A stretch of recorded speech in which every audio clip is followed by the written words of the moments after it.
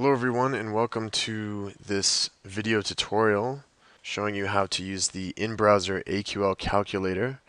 This calculator is based on the ANSI ASQ standard Z1.4, and that is one part of the chart that you can see there for reference.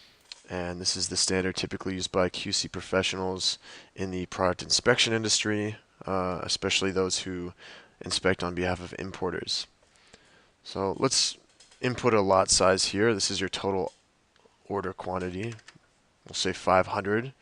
For inspection type, you have two options, special and general. Special is typically reserved for on-site tests that may be performed on a small quantity, just a few pieces, for example, while general inspection type is reserved for your main sample size. You'd use that for visual inspection and other checks you'd perform on the majority. So for inspection level, you have a few options here. One being the smallest, offering the lowest transparency, the smallest scope. It's typically the budget option because it takes less time. The third inspection level is the largest scope and offers the most transparency. So let's use number 3. Now your AQL stands for acceptable quality limit, and the higher your acceptable quality limit, or the larger your AQL, the higher your tolerance for quality defects. So let's use one that's common for consumer products, 2.5. And then we have our accept point, our reject point, and our sample size calculated here automatically.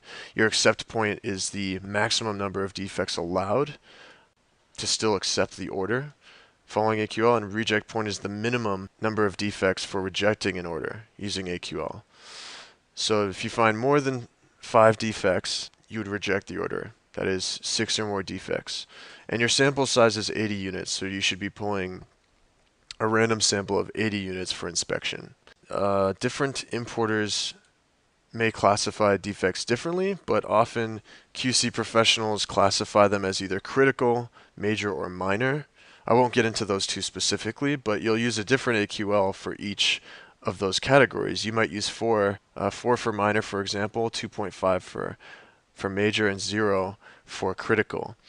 But for certain lot sizes, certain order quantities, you may find that your sample size differs between AQLs. So for example here, to use the example of minor defects at 2.5, we're shown 20 units as the sample size. But if we choose an AQL of 4, we see 13 units.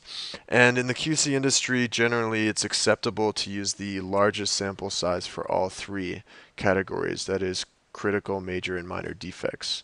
So if you find a case like this one with 90 units in your lot size and an AQL that varies between 0, 2.5, and 4, you can go ahead and use that larger sample size of 20 units for all 3 of those categories.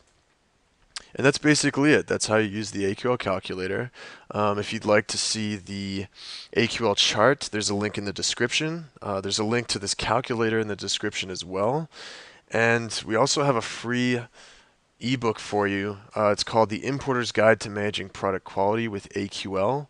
Definitely worth checking out. I think it's 34 pages. It's cut out all of the jargon and the technical information that most importers may not be privy to, and it gives you a nice, concise, step-by-step guide for using AQL for inspection and interpreting the results of that inspection. So thanks for watching. I'm John Niggle from InTouch, and take care.